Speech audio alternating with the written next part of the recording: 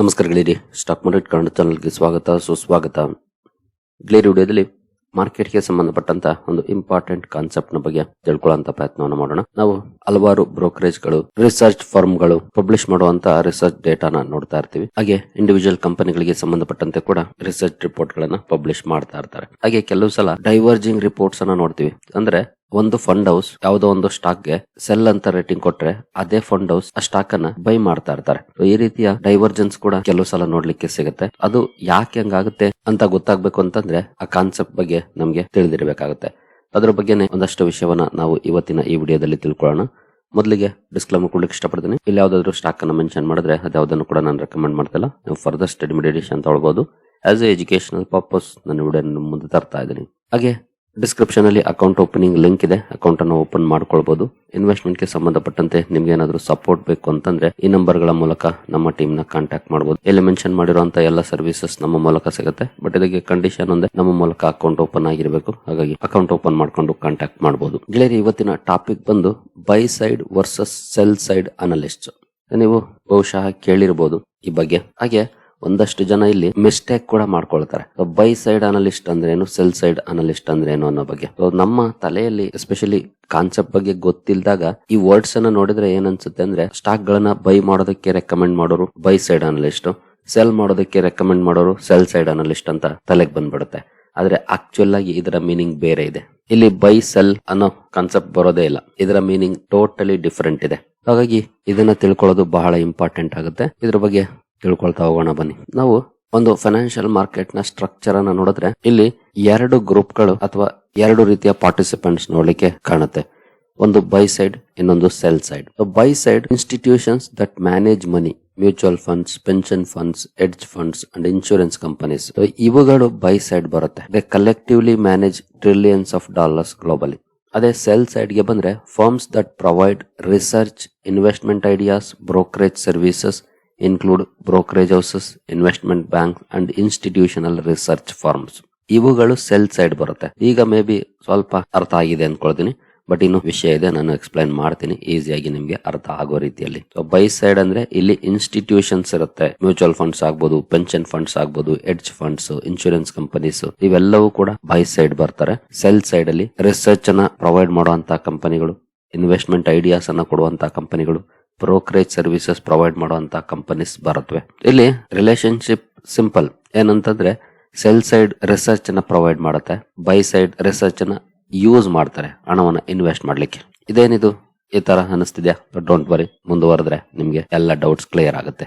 ಮೊದಲಿಗೆ what is cell side analyst ಅಂತ ತಿಳ್ಕೊಳ್ಳೋಣ. So cell side analyst stock recommendation ಮಾಡ್ತಾರೆ. ಬೈ, ಸೆಲ್ ಅಥವಾ ಓಲ್ಡ್ ರೇಟಿಂಗ್ಸ್ ಅನ್ನ ಕೊಡ್ತಾರೆ ಪಬ್ಲಿಕ್ಲಿ ಲಿಸ್ಟೆಡ್ ಕಂಪನಿಗಳ ಮೇಲೆ. ನಾವು ನೋಡ್ತಾ ಇರ್ತೀವಲ್ಲ, ಹಲವು ರಿಸರ್ಚ್ ರಿಪೋರ್ಟ್ ಗಳು ಬರ್ತಾ ಇರ್ತವೆ. ಎಕನಾಮಿಕ್ ಟೈಮ್ಸ್ ಅಲ್ಲಿ ಆಗ್ಬೋದು, ಮನಿ ಕಂಟ್ರೋಲ್ ಅಲ್ಲಿ ಆಗ್ಬೋದು, ಅಥವಾ ಯಾವುದೇ ಫೈನಾನ್ಷಿಯಲ್ ಸೈಟ್ ಗಳಲ್ಲಿ ಆಗ್ಬೋದು, ವೇರಿಯಸ್ ರಿಸರ್ಚ್ ರಿಪೋರ್ಟ್ ಗಳು ಬರ್ತಾ ಇರುತ್ತೆ. ಅಲ್ಲಿ ಸ್ಟಾಕ್ ಗಳನ್ನ ರೆಕಮೆಂಡ್ ಮಾಡ್ತಿರ್ತಾರೆ. ಈ ಸ್ಟಾಕ್ ಅನ್ನ ತಗೊಳ್ಬಹುದು, ಈ ಟಾರ್ಗೆಟ್ ಇದೆ ಅಂತ, ಮತ್ತೆ ಇದನ್ನ ಹೋಲ್ಡ್ ಮಾಡಬಹುದು ಅಂತ ಓಲ್ಡ್ ರೇಟಿಂಗ್ ಅನ್ನ ಕೊಡ್ತಿರ್ತಾರೆ. ಕೆಲವು ಸಲ ಸೆಲ್ ರೇಟಿಂಗ್ ಅನ್ನು ಕೂಡ ಕೊಡ್ತಿರ್ತಾರೆ, ಡೌನ್ ಸೈಡ್ ಟಾರ್ಗೆಟ್ ಅನ್ನ ಕೊಡ್ತಿರ್ತಾರೆ. ಸೊ ಈ ರೀತಿ ರೇಟಿಂಗ್ಸ್ ಅನ್ನ ಕೊಡ್ತಾರೆ, ಟಾರ್ಗೆಟ್ ಪ್ರೈಸ್ ಗಳನ್ನ ಕೊಡ್ತಾರೆ, ಮತ್ತೆ ಅರ್ನಿಂಗ್ಸ್ ಫೋರ್ಕಾಸ್ಟ್ ಅನ್ನು ಕೂಡ ಕೊಡ್ತಾರೆ. ಅಂದ್ರೆ ಯಾವುದೇ ಒಂದು ರಿಸರ್ಚ್ ರಿಪೋರ್ಟ್ ಅಲ್ಲಿ ಒಂದಷ್ಟು ವಿಷಯಗಳು ಇದ್ದೇ ಇರುತ್ತೆ. ಯಾಕೆ ಬೈ ರೇಟಿಂಗ್ ಅನ್ನ ಕೊಡ್ತಿದ್ದಾರೆ, ಯಾಕೆ ಸೆಲ್ ರೇಟಿಂಗ್ ಅನ್ನ ಕೊಡ್ತಿದ್ದಾರೆ, ಯಾಕೆ ಓಲ್ಡ್ ರೇಟಿಂಗ್ ಅನ್ನ ಕೊಡ್ತಿದ್ದಾರೆ, ಅದಕ್ಕೆ ರೀಸನ್ ಅನ್ನ ಅವರು ಕೊಟ್ಟಿರ್ತಾರೆ. ಜೊತೆಗೆ ಇಂಡಸ್ಟ್ರಿ ಔಟ್ಲುಕ್ ಅನ್ನು ಕೂಡ ಇದರಲ್ಲಿ ನಮ್ಗೆ ನೋಡ್ಲಿಕ್ಕೆ ಸಿಗತ್ತೆ, ಅದನ್ನು ಕೂಡ ಕವರ್ ಮಾಡಿರ್ತಾರೆ. ಹಾಗಾದ್ರೆ ಸೆಲ್ ಸೈಡ್ ಅನಲಿಸ್ಟ್ ಏನ್ ಮಾಡ್ತಾರೆ? ಆಕ್ಚುಲ್ ಆಗಿ ಫೈನಾನ್ಷಿಯಲ್ ಅನಾಲಿಸಿಸ್ ಮಾಡ್ತಾರೆ, ಫೈನಾನ್ಷಿಯಲ್ ಮಾಡೆಲಿಂಗ್ ಅನ್ನ ಮಾಡ್ತಾರೆ. ಯಾಕಂದ್ರೆ future revenue growth, profit margins, EPS projections ಮಾಡ್ಬೇಕು ಅಂದ್ರೆ ಮಾಡೆಲಿಂಗ್ ಇಂಪಾರ್ಟೆಂಟ್ ಆಗುತ್ತೆ. ಅರ್ನಿಂಗ್ಸ್ ಫೋರ್ಕಾಸ್ಟ್ ಮಾಡ್ತಾರೆ, ನೆಕ್ಸ್ಟ್ ಯಾವ ರೀತಿ ಇರಬಹುದು ಕಂಪನಿಗಳ ಬಿಸ್ನೆಸ್ ಪರ್ಫಾರ್ಮೆನ್ಸ್ ಅಂತ. ನಂತರ ಮ್ಯಾನೇಜ್ಮೆಂಟ್ ಮೀಟಿಂಗ್ಸ್ ಅನ್ನ ಅನಲೈಸ್ ಮಾಡ್ತಾರೆ, ಮ್ಯಾನೇಜ್ಮೆಂಟ್ ಜೊತೆ ಇಂಟರಾಕ್ಷನ್ ಮಾಡಿ ಅದರ ಔಟ್ಕಮ್ ಗಳನ್ನು ಕೂಡ ಇನ್ಕ್ಲೂಡ್ ಮಾಡ್ತಾರೆ, ಅಂಡ್ ಇನ್ವೆಸ್ಟರ್ ಕಾನ್ಫರೆನ್ಸಸ್ ಅನ್ನ ಆರ್ಗನೈಸ್ ಕೂಡ ಮಾಡ್ತಾರೆ. ಇದನ್ನ ಸೆಲ್ ಸೈಡ್ ಅನಲಿಸ್ಟ್ ಗಳು ಮಾಡ್ತಾರೆ.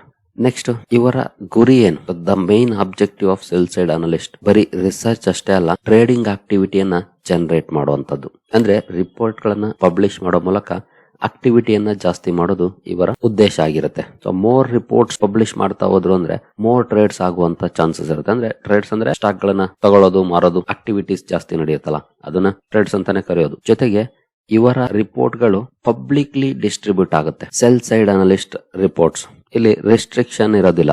ಅದು ನ್ಯೂಸ್ ಪೇಪರ್ ಅಲ್ಲಿ ಪಬ್ಲಿಷ್ ಮಾಡೋದಾಗ್ಬೋದು, ಅಥವಾ ಸೋಷಿಯಲ್ ಮೀಡಿಯಾದಲ್ಲಿ ಪಬ್ಲಿಷ್ ಮಾಡೋದಾಗ್ಬೋದು, ಅಥವಾ ಬ್ಲಾಗ್ ಗಳಲ್ಲಿ ಬರೆಯೋದಾಗ್ಬೋದು.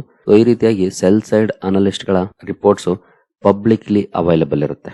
ಯಾರೋ ಕೆಲವರಿಗೆ ಮಾತ್ರ ಲಿಮಿಟೆಡ್ ಆಗಿರೋದಿಲ್ಲ, ಎಲ್ರಿಗೂ ಕೂಡ ಅವೈಲಬಲ್ ಇರುತ್ತೆ. ಎಲ್ಲರೂ ಕೂಡ ಆ ರಿಪೋರ್ಟ್ ಗಳನ್ನ ಓದಬಹುದಾಗಿರುತ್ತೆ. ಆ ರಿಪೋರ್ಟ್ ಗೆ ತಕ್ಕಂತೆ ಬೇಕಿದ್ರೆ ನಿರ್ಧಾರಗಳನ್ನು ಕೂಡ ತಗೊಳ್ಬಹುದಾಗಿರುತ್ತೆ. ಸೊ ಸೆಲ್ ಸೈಡ್ ಅನಲಿಸ್ಟ್ ಗಳ ರಿಪೋರ್ಟ್ ಪಬ್ಲಿಕ್ಲಿ ಅವೈಲಬಲ್ ಇರುತ್ತೆ. ಪಬ್ಲಿಕ್ಸ್ ಗೋಸ್ಕರನೇ ರೆಡಿ ಮಾಡುವಂತ ರಿಪೋರ್ಟ್ಸ್ ಆಗಿರುತ್ತೆ ಇದು. ಯಾಕೆಂದ್ರೆ ಟ್ರೇಡಿಂಗ್ ಆಕ್ಟಿವಿಟಿಯನ್ನ ಜಾಸ್ತಿ ಮಾಡ್ಲಿಕ್ಕೆ. ಹಾಗಂತ ಆ ರಿಪೋರ್ಟ್ ಕ್ವಾಲಿಟಿ ಇಲ್ಲ ಅಂತ ಅಲ್ಲ, ಖಂಡಿತ ಕ್ವಾಲಿಟಿ ಇದ್ದೇ ಇರುತ್ತೆ. ಯಾಕಂದ್ರೆ ಸೆಬಿ ರೂಲ್ಸ್ ಇದೆ, ಯಾವುದೇ ಒಂದು ಕಂಪನಿಯನ್ನ ರೆಕಮೆಂಡ್ ಮಾಡ್ಬೇಕು ಅಂದ್ರೆ ಅದರಲ್ಲಿ ಏನೆಲ್ಲ ಇರಬೇಕು ರಿಪೋರ್ಟ್ ಅಲ್ಲಿ ಅಂತ. ಸೊ ಆಸ್ ಪರ್ ರೂಲ್ಸ್ ಎಲ್ಲ ಅನಾಲಿಸಿಸ್ ಮಾಡಿನೇ ಅವರು ಕೂಡ ರೆಕಮೆಂಡ್ ಮಾಡೋದು, ಸುಮ್ನೆ ಮಾಡೋದಿಲ್ಲ. ಅವ್ರಿಗೆ ಆಕ್ಚುಲ್ ಆಗಿ ಡೇಟಾ ಏನ್ ಹೇಳ್ತಿದೆ, ಡೇಟಾ ಸ್ಟಾಕ್ ಮೇಲೆ ಹೋಗ್ಬೋದು ಅಂತ ಹೇಳ್ತಿದ್ಯಾ, ಕೆಳಗಡೆ ಹೋಗ್ಬೋದು ಅಂತ ಹೇಳ್ತಿದ್ಯಾ, ಅದ್ರ ಮೇಲೆನೆ ರಿಪೋರ್ಟ್ ಕೊಡೋದು. ಸೊ ಓವರ್ ಆಲ್ ಹೇಳ್ಬೇಕು ಅಂದ್ರೆ ಸೆಲ್ ಸೈಡ್ ಅನಾಲಿಸ್ಟ್ ಗಳ ರಿಪೋರ್ಟ್ ಪಬ್ಲಿಕ್ಲಿ ಅವೈಲೇಬಲ್ ಇರುತ್ತೆ.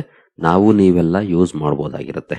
ಇನ್ನು ನೆಕ್ಸ್ಟ್ ಕ್ಯಾಟಗರಿಗೆ ಬರೋಣ, ಅದು ಬೈ ಸೈಡ್ ಅನಲಿಸ್ಟ್. ನಾವೀಗಾಗ್ಲೇ ನೋಡಿದ್ವಿ ಬೈ ಸೈಡ್ ಅನಲಿಸ್ಟ್ ಅಲ್ಲಿ ಯಾರೆಲ್ಲ ಇರ್ತಾರೆ ಅಂತ. Mutual funds, hedge funds, pension funds, insurance companies, portfolio management firms ಗಳು, ಇವರೆಲ್ಲರೂ ಕೂಡ ಬೈ ಸೈಡ್ ಅನಲಿಸ್ಟ್ ಗಳಾಗಿರ್ತಾರೆ. ಇವರ ಕೋರ್ ಮಿಷನ್ ಏನು ಅಂತ ನೋಡಿದ್ರೆ ಯಾವ ಸ್ಟಾಕ್ಸ್ ಅನ್ನ ತಗೊಳ್ಳೋದು, ಯಾವ ಸ್ಟಾಕ್ಸ್ ಅನ್ನ ಸೆಲ್ ಮಾಡೋದು, ಹಾಗೆ ಎಷ್ಟು ಕ್ಯಾಪಿಟಲ್ ಅಲೋಕೇಟ್ ಮಾಡಬೇಕು, ಈ ನಿರ್ಧಾರವನ್ನ ತಗೊಳ್ತಾರೆ. ಹಾಗೆ ಇವರ ರಿಸರ್ಚ್ ರಿಪೋರ್ಟ್ ಗಳು ಕಾನ್ಫಿಡೆನ್ಶಿಯಲ್ ಆಗಿರುತ್ತೆ.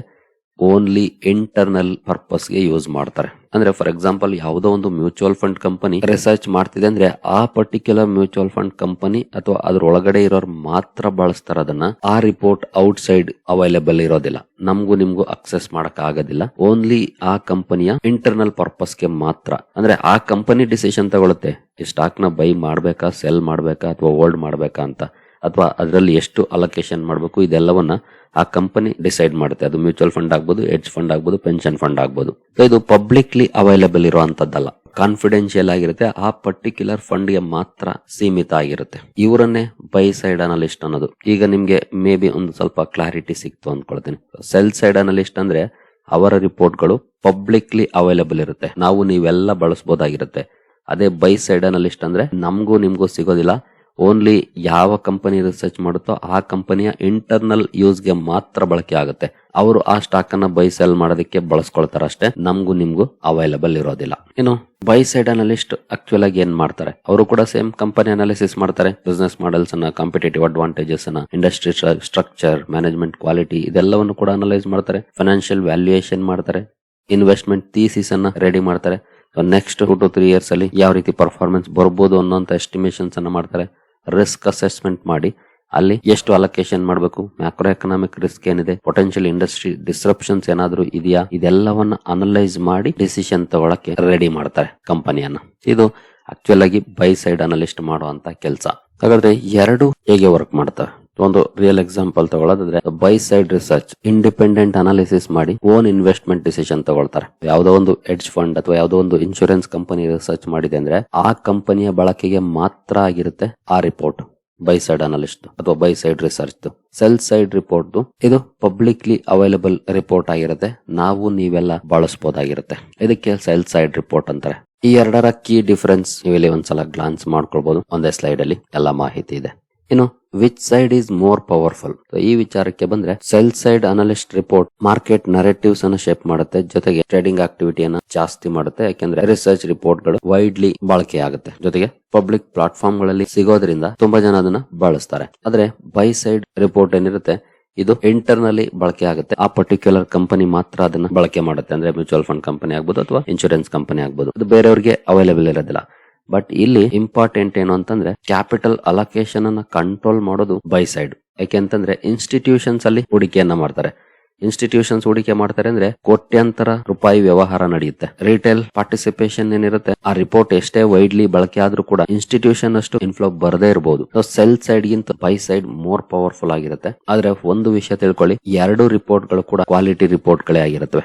ಒಂದು ಇಂಟರ್ನಲಿ ಬಳಕೆ ಆಗುತ್ತೆ by side report, cell side report publicly available ಇರುತ್ತೆ. ಡಿಫರೆನ್ಸ್ ಇಷ್ಟೇ. ಇದೇ ಕಾರಣಕ್ಕೆ ಕೆಲವು ಸಲ ಸೇಮ್ ಕಂಪನಿಗಳು ರಿಪೋರ್ಟ್ ಅನ್ನ ಕೊಡ್ತವೆ. ಒಬ್ಬ ಅನಲಿಸ್ಟ್ ನ ಒಪಿನಿಯನ್ ಬೈ ಆಗಿದ್ರೆ ಇನ್ನೊಬ್ಬ ಅನಲಿಸ್ಟ್ ನ ಒಪಿನಿಯನ್ ಸೆಲ್ ಆಗಿರುತ್ತೆ. ಯಾಕಂದ್ರೆ ಎರಡನ್ನು ಮಾಡೋರು ಬೇರೆ ಬೇರೆ. ಅವರ ಅನಾಲಿಸಿಸ್ ಪ್ರಕಾರ ಸೆಲ್ ಸಿಗ್ನಲ್ ಸಿಕ್ಕರೆ ಇನ್ನೊಬ್ಬರ ಅನಾಲಿಸಿಸ್ ಪ್ರಕಾರ ಬೈ ಸಿಗ್ನಲ್ ಸಿಗಬಹುದು. ಯಾವ ಅಪ್ರೋಚ್ ಅಲ್ಲಿ ಅವರು ರಿಸರ್ಚ್ ಮಾಡ್ತಾರೆ ಅದು ಬಹಳ ಇಂಪಾರ್ಟೆಂಟ್ ಆಗುತ್ತೆ. ಹೀಗಾಗಿನೇ ಕೆಲವು ಸಲ ಕೆಲವು ರಿಪೋರ್ಟ್ ಗಳು ತದ್ವಿರುದ್ಧವಾಗಿರುತ್ತವೆ. ಜೊತೆಗೆ ಬೈ ಸೈಡ್ ರಿಪೋರ್ಟ್ ಏನಾಗಿರುತ್ತೆ ಅಂದ್ರೆ ಇಂಟರ್ನಲಿ ಬಳಕೆ ಆಗೋದ್ರಿಂದ ಅವರು ಪೋರ್ಟ್ಫೋಲಿಯೋ ರಿಟರ್ನ್ಸ್ ಜಾಸ್ತಿ ಮಾಡೋದಕ್ಕೆ ಪ್ರಯತ್ನ ಪಡೋದ್ರಿಂದ ತುಂಬಾನೇ ಕೇರ್ಫುಲ್ ಆಗಿ ಡಿಸಿಷನ್ ತಗೊಳ್ತಾರೆ ಅವರು ರಿಸರ್ಚ್ ಮಾಡಿದ್ಮೇಲೆ. ಸೆಲ್ ಸೈಡ್ ಕೂಡ ಅಷ್ಟೇ. ಬಟ್ ಆ ರಿಪೋರ್ಟ್ ಅನ್ನ ಬಳಸ್ಕೊಂಡು ಅದರಿಂದ ಏನಾದ್ರೂ ಒಂದಷ್ಟು ಇನ್ಪುಟ್ಸ್ ಅನ್ನ ತಗೊಂಡು ಒಳ್ಳೆ ಇನ್ಪುಟ್ ಸಿಕ್ಕರೆ ಪಬ್ಲಿಕ್ಸ್ ಡಿಸಿಷನ್ ತಗೊಳ್ಬಹುದಾಗಿರುತ್ತೆ. ಇದಾಗಿರುತ್ತೆ buy side and sell side analyst ಅಥವಾ ರಿಸರ್ಚ್ ನ ಅರ್ಥ. ಸೊ ಮೇ ಬಿ ಈಗ ನಿಮ್ಮನ್ನ ಕೇಳಿದ್ರೆ ಬೈ ಸೈಡ್ ಅಂದ್ರೆ ಏನು, ಸೆಲ್ ಸೈಡ್ ಅಂದ್ರೆ ಏನು ಅಂತ ಕ್ಲಾರಿಟಿ ಸಿಕ್ಕಿದೆ ಅಂದ್ಕೊಳ್ತೀನಿ. ಬೈ ಅಂದ ತಕ್ಷಣ ಬೈ ಮಾಡೋದಕ್ಕೆ ಕೇಳೋರು, ಸೆಲ್ ಅಂದ ತಕ್ಷಣ ಸೆಲ್ ಮಾಡೋದಕ್ಕೆ ಕೇಳೋರು ಅಲ್ಲ. ಬೈ ಸೈಡ್ ಅವರು ದೊಡ್ಡ ದೊಡ್ಡ ಫಂಡ್ಸ್ ಇಂಟರ್ನಲಿ ಬಳಸೋದಕ್ಕೆ ರೆಡಿ ಮಾಡೋ ಅಂತ ರಿಪೋರ್ಟ್ಗಳು, ಸೆಲ್ ಸೈಡ್ ಅವರು ಪಬ್ಲಿಕ್ಲಿ ಬಳಸೋದಕ್ಕೆ ರೆಡಿ ಮಾಡೋ ಅಂತ ರಿಪೋರ್ಟ್ಗಳು. ಇದು ಸೆಲ್ ಸೈಡ್ ರಿಸರ್ಚ್. ಇಬ್ರು ಕೂಡ ಬೈ ಸೆಲ್ ಓಲ್ಡ್ ರೇಟಿಂಗ್ ಅನ್ನ ಕೊಡ್ತಾರೆ. ಇದು ನೆನಪಿರಲಿ. ಸರಿಗಳಿರಿ, ನಿಮ್ಮಲ್ಲಿ ಯಾರಿಗಾದ್ರೂ ಸ್ಟಾಕ್ ಮಾರ್ಕೆಟ್ ಬಗ್ಗೆ ಕಲಿಯುವಂತ ಆಸಕ್ತಿ ಇದ್ರೆ ನಮ್ಮ ತರಬೇತಿ ಕಾರ್ಯಕ್ರಮ ಇದೆ. ಇಂಟ್ರೆಸ್ಟ್ ಇರೋರು ಇಮೇಲ್ ಮೂಲಕ ಸಂಪರ್ಕ ಮಾಡಬಹುದು. ಸರಿಗಳಿರಿ, ಈ ವಿಡಿಯೋ ನಿಮಗೆ ಇಷ್ಟ ಆಗಿದೆ ಅಂದ್ಕೊಳ್ತೀನಿ. ಹಾಗೆ ಡಿಸ್ಕ್ರಿಪ್ಷನ್ ಅಲ್ಲಿ ಅಕೌಂಟ್ ಓಪನಿಂಗ್ ಲಿಂಕ್ ಇದೆ, ಅಕೌಂಟ್ ಅನ್ನು ಓಪನ್ ಮಾಡ್ಕೊಳ್ಬಹುದು. ಮುಂದಿನ ವಿಡಿಯೋದಲ್ಲಿ ಸಿಗೋಣ. ಅಲ್ಲಿವರೆಗೂ ಜೈ ಹಿಂದ್, ಜೈ ಕರ್ನಾಟಕ.